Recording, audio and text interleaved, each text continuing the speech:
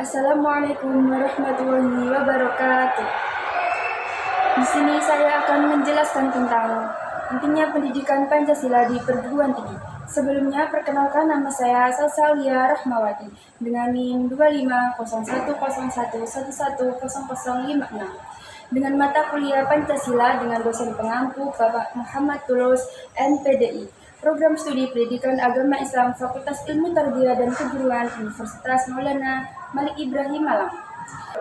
Pendidikan Pancasila adalah pendidikan ideologi di Indonesia. Berdasarkan pengertian dari Direktorat Jenderal Pendidikan Tinggi Departemen Pendidikan Nasional Kementerian Pendidikan dan Kebudayaan Republik Indonesia tahun 2013.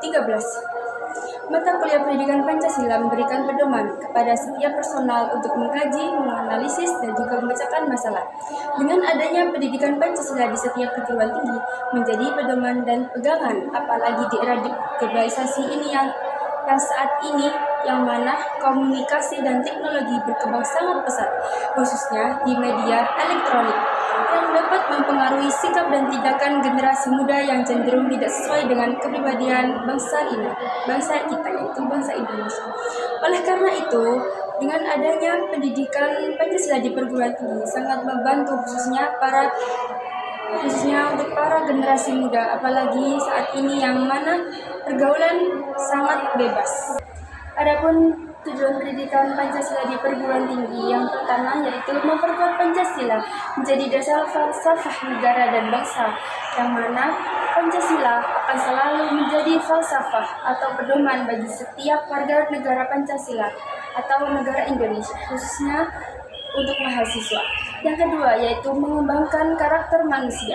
Kita sebagai manusia selalu mengembangkan karakter kita sebagai manusia Pancasila, yang mana di setiap karakter pasti ada perbedaan di antara kita semua. Jadi kita tetap menjadi satu karena adanya Pancasila. Yang kedua yaitu memupuk pemikiran kritis dan solusif. Jadi kita sebagai seorang manusia atau seorang mahasiswa, kita selalu berpikir solusif dan kritis, yang mana di setiap presentasi atau tanya jawab sesama mahasiswa kita membutuhkan pemikiran kritis untuk menambah setiap pengetahuan yang kita miliki. Yang ketiga yaitu menyampaikan pemahaman dan juga penghayatan atas nilai-nilai Pancasila. Selain itu, kita juga bisa menerapkan nilai-nilai Pancasila dalam kehidupan sehari-hari, baik bermasyarakat dan juga bersosial, baik dalam kehidupan kita sehari-hari, baik dengan sesama manusia atau dengan makhluk lain seperti hewan dan juga tumbuhan. Yang keempat yaitu membentuk sikap mental yang mengapresiasi nilai-nilai Pancasila. Jadi, membentuk sikap mental yang mengapresiasi nilai-nilai Pancasila. Setiap kita melakukan apapun, kita selalu berpedoman kepada Pancasila untuk selalu berbuat baik kepada sesama, memanusiakan manusia, dan juga bertoleransi atas sesama agama. Pembahasannya selanjutnya yakni tentang peran penting pendidikan Pancasila di perguruan tinggi. Adapun peran penting pendidikan Pancasila di perguruan tinggi diantaranya yaitu membentuk karakter yang baik. Kita sebagai mahasiswa harus memiliki karakter yang kuat untuk selalu bertanggung jawab dalam menjalankan sesuatu apapun itu, dan juga berintegritas melalui nilai-nilai Pancasila. Kita sebagai mahasiswa harus selalu bertanggung jawab dengan apa yang kita miliki. Seperti kita harus selalu bertanggung jawab dengan tugas-tugas yang ada, selalu mengumpulkan tugas-tugas tepat waktu, dan selalu mengikuti mata kuliah dengan sesuai jadwal yang telah ditentukan. Yang kedua yaitu membangun sikap kebangsaan. Kita sebagai mahasiswa bisa membangun sikap kebangsaan ini dengan mengikuti kegiatan akademik dan ekstrakurikuler seperti mengikuti seminar dan juga mengikuti dalam kegiatan pengabdian masyarakat. Peran yang ketiga yaitu menumbuhkan sikap atau semangat demonstrasi. Kita sebagai mahasiswa bisa menjalankan itu semua atau bisa melaksanakan tumbuh sikap semangat dalam demonstrasi, yaitu dengan cara aktif dalam berorganisasi, berpartisipasi dalam pemilihan umum seperti pemilihan ketua BEM, dan juga menghargai pendapat orang lain dan ikut aktif dalam diskusi dan debat yang sehat di lingkungan mahasiswa. Yang keempat yaitu mengembangkan jiwa kepemimpinan. Kita sebagai mahasiswa Untuk mengembangkan ini, kita bisa aktif dalam berorganisasi di kampus, berorganisasi sosial, kepanitiaan untuk memperkuat atau menumbuhkan keterampilan di lingkungan kita sekitar untuk sebelum kita melanjutkannya di lingkungan masyarakat. Untuk pertanyaan selanjutnya yaitu membentuk nilai-nilai positif. Kita sebagai mahasiswa harus menjaga kejujuran, kedisiplinan, kehormatan para dosen, terutama menjaga kampus kita yakni UIN Maulana Malik Ibrahim. Sudah ada teori, tapi tidak dipraktekkan, mana paten. Jadi pembahasan selanjutnya yakni bagaimana cara mengimplementasikan pendidikan Pancasila di perguruan tinggi.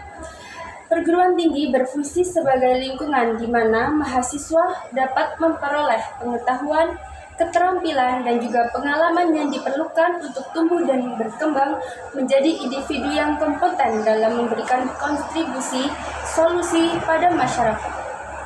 Strategi yang dapat digunakan sebagai mahasiswa yaitu mengembangkan kurikulum yang relevan. Bagaimana sih cara mengembangkan kurikulum yang relevan ini? Yang pertama yaitu melibatkan kolaborasi dengan alumni mahasiswa di Universitas Kediri Malang. Yang kedua yaitu menggabungkan preventif dari ke global.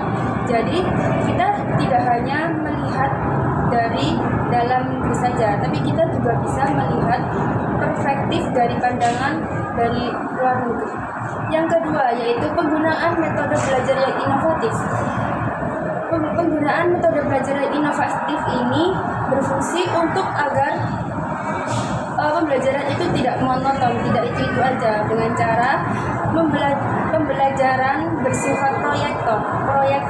Nah, kita juga sudah diterapkan di lingkungan kita, yang mana biasanya kita presentasi menggunakan proyektor atau dengan cara menampilkan PPT kita. Yang kedua yaitu dengan juga membuat pembelajaran yang lebih menarik, seperti kita sebelum pembelajaran kita melakukan ice breaking dan sebagainya. Yang ketiga yaitu meningkatkan kompetensi dosen. Cara meningkatkan kompetensi dosen dengan cara universitas mengadakan atau melakukan pelatihan pekerja dan AAA, melakukan penelitian artikel atau karya ilmiah. Yang keempat yaitu integrasi dengan kegiatan ekstrakurikuler, yang mana menggabungkan kegiatan UKS dengan UKM. Seperti yang kita ketahui bahwa di universitas kita sudah memiliki banyak sekali UKM, yang mana UKM PMI yang menggabungkan antara kesehatan dan juga ekstra, yang mana itu bisa dipelajari oleh mahasiswa kita. Yang kelima yaitu memanfaatkan teknologi informasi, yang mana kita sebagai generasi yang globalisasinya ini sangat pesat sekali, kita bisa memanfaatkan beberapa teknologi informasi seperti mengakses sumber belajar. Kita tidak hanya bisa mengakses di buku saja, tapi kita juga bisa mengakses di teknologi online seperti penggunaan Google Scholar untuk mencari jurnal dan sebagainya, serta menggunakan platform e-learning, yang mana kita sudah menggunakan kan ya untuk mengabsen atau mengumpulkan tugas, dan kita juga bisa memanfaatkan itu untuk mengurus administrasi kampus melalui portal Daring, yang mana kita sudah menerapkan ini juga saat kita pendaftaran atau daftar ulang, kita juga mengurus administrasi dari portal Daring. Nah, cukup sekian yang penjelasan yang bisa saya sampaikan atau pembahasan tentang pentingnya pendidikan Pancasila di perguruan tinggi. Kesimpulan yang bisa kita ambil dari pendidikan Pancasila di perguruan tinggi yaitu pendidikan Pancasila di perguruan tinggi ini sangat penting sekali untuk mahasiswa.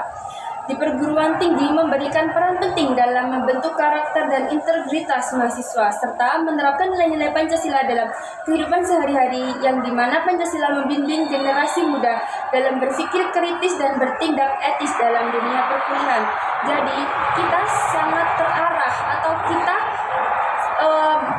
berpegang teguh dengan pedoman-pedoman Pancasila, yang mana di sana ada sekali norma-norma baik tertulis maupun tidak tertulis, bahwasanya kita harus selalu berbuat baik dengan sesama, saling tolong-menolong, dan juga saling gotong royong, saling mengerti dan toleransi sesama umat beragama, baik sama teman sendiri atau kepada dosen atau di lingkungan sekitar masyarakat. Baik, sampai sini saja yang bisa saya sampaikan tentang materi ini. Kurang lebihnya mohon maaf. Assalamualaikum warahmatullahi wabarakatuh.